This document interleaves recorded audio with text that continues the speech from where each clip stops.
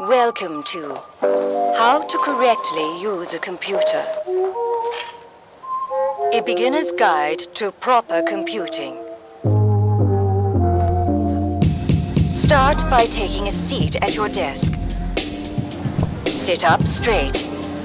Focus on only one task at a time.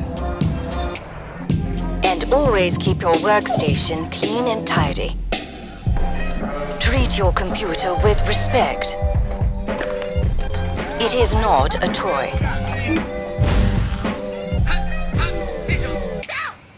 Do not touch the screen. To send an electronic document, you'll need to print, sign, scan, attach, then send.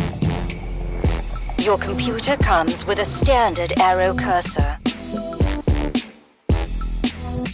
You must stay within reach of a Wi-Fi signal. It does not have a camera. To connect one, refer to your instruction manual. And keep it out of reach of children. You have now learned the basics of computing.